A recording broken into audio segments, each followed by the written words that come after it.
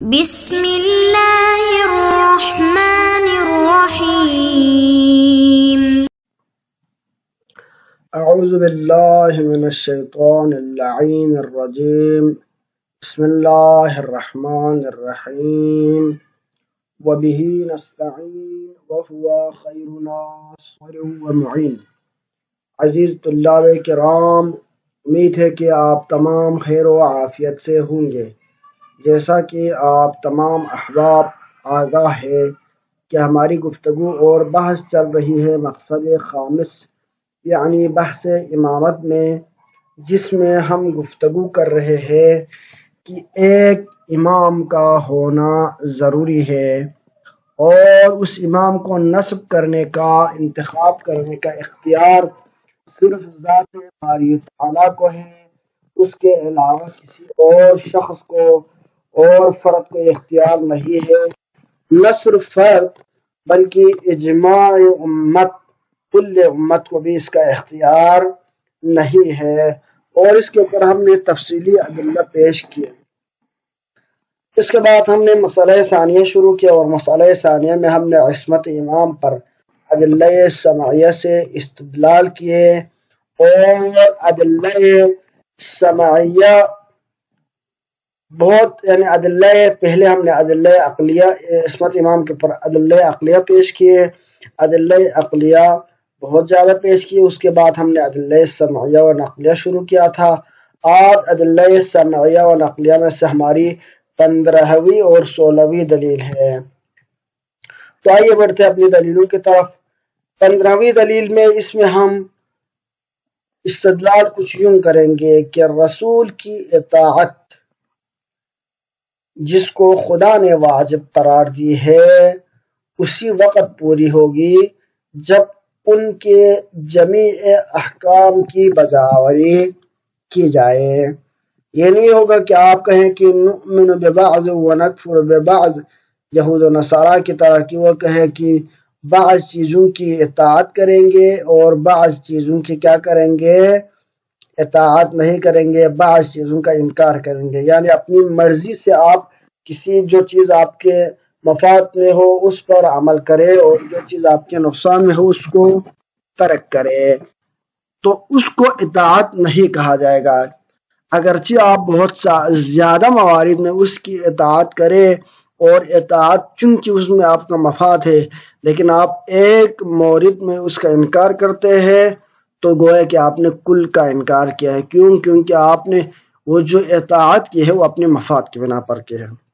لہذا مطیع بننے کے لیے معیار یہ آیت کریمہ ہے، جس میں خداوند تعالیٰ فرماتے ہیں کہ ما آتاکم الرسول فخذوہ، جو کچھ رسول نے تمہیں دیا، تمہارے پاس لائے، فخذوہ، ان تمام کو کیا کرے، لے لے۔ وما نہاکم عنہ، اور جس چیز سے بھی رسول تمہیں نہیں کرے، روکے، فانتہوا، اس سے رک جائے۔ اب یہاں پر اطاعت مطلقہ کا حکم دیا گیا، یعنی مطیع و فرمان بردار ہونا، تمام احکامات کی پیروی، رسول کی اطاعت۔ یہ جو اطاعت مطلقہ کا، جیسے کہ آئے اولی الامر میں فرمایا گیا تھا کہ اطیعوا اللہ و اطیعوا الرسول و اولی الامر منکم، یہاں پر اولی الامر کو واو عاطفہ کے ذریعے سے عطف کیا گیا ہے۔ تو اگر آپ نحوی قاعدے کے مطابق دیکھیں تو جہاں پر معطوف اور معطوف علیہ کے درمیان حرف عطف واو ہو تو اس کا مطلب یہ ہے کہ معطوف حکم معطوف علیہ میں ہے، یعنی جو حکم معطوف علیہ کا ہوگا وہی حکم معطوف کا ہوگا۔ تو جس طرح معطوف علیہ یعنی رسول کی اطاعت کا حکم ہے اطاعت مطلقہ کا، اسی طرح اولی الامر کی بھی اطاعت مطلقہ کا حکم ہے۔ اور یہ اطاعت مکمل نہیں ہوگا مگر یہ کہ ان تمام احکامات میں رسول کی پیروی کی جائے جو رسول نے بیان کیا ہے، اور ان تمام منکرات و نواہی کو چھوڑ دیا جائے جس سے رسول نے ہمیں روکا ہے۔ اس آیت کریمہ کے ذریعے سے ما آتاکم الرسول فخذوہ وما نہاکم عنہ فانتہوا، لہٰذا جب تک آپ پوری پوری نواحی کو ترک نہ کرے اور پورے پورے عوامر کو انجام نہ دے دے، اطاعت رسول، آپ مطیع و فرمان بردار رسول نہیں کہلائے گا۔ اب اس سے یہ ثابت ہوا کہ جس طرح حکم رسول کی پیروی واجب ہے، اسی طرح امام کی پیروی بھی واجب ہے۔ امام کی پیروی کیوں؟ اولی الامر منکم، ہم نے اس بات کو ثابت کیا تھا کہ یہاں پر اولی الامر سے مراد ائمہ علیہ السلام ہے، لہذا ائمہ کی پیروی جب تک نہ کرے اطاعت رسول انجام نہیں پائے گا، اور یہ تب تک نہیں ہوگا جب تک تمام اوامر کو انجام نہ دے دو اور نواہی کو ترک نہ کرے، تب تک اطاعت رسول صدق نہیں ہوگا۔ لہذا امام اور غیر معصوم کی پیروی ہر حکم میں واجب نہیں ہوتا، کیونکہ وہ خطا کار ہوتا ہے، احتمال خطا اس سے ہر وقت ہوتا ہے، لہذا جب آپ اس کی مطلقہ طور پر اطاعت کریں گے تو اس کے بہت سارے نقصانات، جیسے کہ ہم نے پہلے ذکر کیا تھا کہ عمل بالمعروف ترک کرنا لازم آئے گا، عمل بالمعروف کے جو مطلقاً وجوب ہے وہ وجوب ختم ہو جائے گا، یا تأیید باطل لازم آئے گا، یا اجتماع امر و نہی لازم آئے گا۔ ان تمام چیزوں کی ہم نے وضاحت پہلے کی ہے۔ یہ کیسے لازم آئے گا؟ کیونکہ یہاں پر احتمال خطا پھر بھی موجود ہے، کیونکہ یہ بندہ غیر معصوم ہے، غیر معصوم ہے، اس کی تمام غلطیوں سے کوئی بندہ چارہ یا یقینی طور پر اس سے اجتناب اور بچنے کا یقین دہانی نہیں کر سکتا، نہ خود اس کو ہوگا، لہذا یہ احتمال رہے گا کہ اجتماع امر نہیں لازم آئے، اور یہ بات کیا ہے؟ محال ہے کہ ایک ہی شے واجب بھی ہو اور حرام بھی ہو، لہذا لے دے کے وہی اشکالات، وہی اعتراضات پہلے سے لازم آتا رہا ہے، وہ مختلف استدلالات میں وہی اشکالات بار بار پیش آتے ہیں، لہذا جس طرح یہ اجتماع امر نہیں اس وقت ہم نے کہا تھا اس وقت باطل تھا، ابھی بھی باطل ہے، لہذا اگر اس آیت کے ضمن میں بھی اگر یہی لازم آئے تب بھی یہ چیز کیا ہوگا؟ باطل ہوگا۔ بس ہمارے اوپر ضروری ہے کہ ہم معصوم فرد کو یعنی امام مانے، ہر کس ناکس امام نہ مانے، اور ہر کس ناکس کا امام ہونا ممکن نہیں ہے۔ یہ ہماری 16ویں دلیل ہے، 15ویں دلیل تھی، اب آتے ہیں 16ویں دلیل کی طرف۔ اس میں ایک آیت کریمہ جو کہ ادلہ سمعیہ ہم بیان کر رہے ہیں، ان میں سے 16ویں دلیل یہ آیت کریمہ ہے جس میں اللہ تعالیٰ نے فرمایا کہ فَمَنِ افْتَرَىٰ عَلَى اللَّهِ الْكَذِبَ فَمَنِ افْتَرَىٰ عَلَى اللَّهِ الْكَذِبَ، جو بندہ اللہ تعالیٰ کے اوپر افطرا کرے کذب کا، من بعد ذلك فأولئک هم الظالمون، تو اس صورت میں کیا ہوگا؟ وہ فرد، وہ شخص کیا ہوگا؟ ظالم ہوگا۔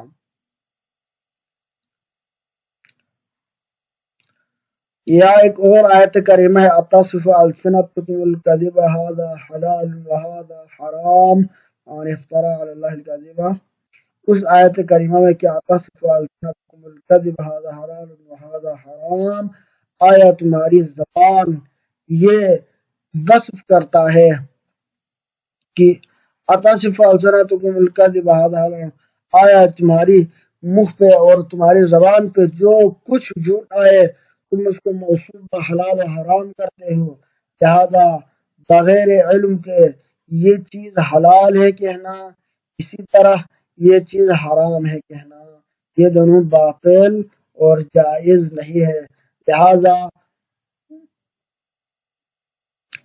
زن کے طور پر اللہ تعالیٰ کی طرف نسبت دینا کسی شے کو، زن کے طور پر احکامات الہی بیان کرنا، حلال و حرام کہنا، یہ ساری چیزیں ایسی چیزیں ہیں جو مسلم طور پر حرام ہے اور افترا علی اللہ ہے۔ اور فمن افترا علی اللہ الکذب، جو بندہ اللہ تعالیٰ پہ بہتان باندھے وہ کیا ہوگا؟ وہ ظالم شمار ہوگا۔ کیوں؟ جو شخص بعد اس اہتمام خدا کے ارشاد خلائق میں خدا پر افطرا کرے گا وہ ظالم ہوگا۔ ظالم کیسے ہوگا؟ جب وہ ظالم بنے گا، ایک افطرا کرنے والا شخص، خدا کی طرف جھوٹی نسبت دینے والا شخص، بغیر یقین کے حلال و حرام کو بیان کرنے والا شخص ظالم ہے۔ اور ظالمین کے لیے ہم نے بہت سارے نتائج پیش کیے ہیں۔ لعنت اللہ علی القوم الکاذبین، اسی طرح ظلم کرنے والے پر بھی اللہ کی لعنت ہے۔ یا ان آیت کے علاوہ لا ینال احد الظالمین، حضرت ابراہیم علیہ السلام سے جب حضرت ابراہیم نے اللہ تعالیٰ سے دعا فرمایا کہ ومن ذریتی، قال ومن ذریتی، اے اللہ میری ذریت میں بھی اس نظام امامت، سلسلہ امامت کو قرار دے۔ تبھی اللہ تعالیٰ نے جواب کے طور پر ابراہیم جیسے خلیل و مرسل نبی کے لیے فرمایا کہ قال لا ینال احد الظالمین، کہ میرا یہ عہدہ امامت، منصب امامت، امانت امامت ظالم تک کبھی نہیں پہنچے گا، کبھی نہیں پہنچے گا۔ تو لہذا جب اللہ تعالیٰ ابراہیم جیسے خلیل اور مستجاب الدعوات اولو العزم ایک نبی مرسل کے دعا کو قبول نہیں فرما رہا، تو ٹھیک ہے کہ خود سے کسی فرد کو، ظالم فرد کو کیا کرے؟ امام کے طور پر نصب کرے۔ لہذا اگر بندہ معصوم نہ ہو، غیر معصوم ہو، تو کیا ہوگا؟ غیر معصوم سے افتراء کذب کا احتمال رہے گا۔ ممکن ہے وہ عمدن کرے اور ممکن ہے وہ کیا کرے؟ سہواً افتراء کذب کرے۔ افتراء کذب کا احتمال ہر وقت رہے گا۔ لہذا جب افتراء کذب کا احتمال ہو تو جو بندہ افتراء کرے، مطلق طور پر آیت کریمہ میں اس کی مذمت کی گئی اور اس کو ظالم قرار دیا گیا۔ افتراء احتمال کذب ہے، احتمال کذب کی بنا پر وہ مفتری بن جائے گا۔ جب مفتری ہے، افتراء علی اللہ الکذب ہے، تو اس صورت میں وہ ظالم ہو جائے گا۔ جب ظالم کے کیٹیگری میں وہ شامل ہو جائے گا تو وہ والی آیت کی جس میں ظالم سے منصب امامت کو، منصب ولایت کو، منصب عصمت کو نفی کیا گیا کہ لا ینال احد الظالمین، کہ ظالمین تک یہ عہدہ نہیں پہنچے گا، تو وہی آیت بالترتیب اس آیت کے ساتھ متصل ہو کے یہ دلیل قائم کرے گی کہ جو بندہ غیر معصوم ہوگا وہ امام نہیں بن سکے گا۔ کیوں؟ کیونکہ یہ در حقیقت کہا جائے تو یہ ظالم ہے، لہذا غیر معصوم کا امام ہونا ممکن نہیں ہے۔ بس اس آیت کریمہ کے ذیل میں بھی ہم اس نتیجے تک پہنچے کہ معصوم یعنی امام کا معصوم ہونا ضروری ہے۔ خلاصہ کلام ہماری یہ 15ویں دلیل کہ جس میں ہم نے کہا تھا کہ ما آتاکم الرسول فخذوہ وما نہاکم عنہ فانتہوا، تو جمیع اوامر کو انجام دینا بغیر معصوم کے ممکن نہیں ہے، لہذا امام کا معصوم ہونا ضروری ہے۔ کیوں؟ کیونکہ تمام اوامر اور نواہی کا انجام دینے والا یعنی اس کی طرف ہدایت کرنے والا کم از کم ہونا چاہیے، اور وہ معصوم کے علاوہ اور کوئی نہیں ہو سکتا۔ دوسری دلیل یعنی 16ویں دلیل میں ہم نے اس چیز کو بیان کیا کہ جو غیر معصوم ہوتا ہے وہ کسی نہ کسی صورت میں افتراء علی اللہ کرتا ہے اور ظالم شمار ہو جاتا ہے۔ لہذا ہر غیر معصوم فرد در حقیقت وہ کسی نہ کسی صورت میں افتراء علی اللہ عملی و قولی طور پر بند ہو جاتا ہے، اور وہ ظالم لغیرہ نہ ہو تو کم از کم ظالم لنفسہ کی بنا پر منصب امامت کے لائق نہیں رہتا، مگر یہ کہ وہ فرد جو کہ معصوم ہو، جو کہ مخلص میں سے ہو اور اللہ تعالیٰ نے اس کو شیطان کی بغاوت اور گمراہی سے بچانے کا وعدہ کیا ہو، وہی فرد امام اور لیڈر بن سکتا ہے۔ بس اسی بنا پر ہم قائل ہے کہ امام کا منصوب من اللہ ہونے کے ساتھ ساتھ، منصوص من اللہ ہونے کے ساتھ مصون عن الخطا، معصوم عن الخطا ہونا بھی ضروری ہے۔ وصلی اللہ علی سیدنا محمد وآلہ الطیبین الطاہرین، اللہم صلی علی محمد وآل محمد وعجل فرجهم۔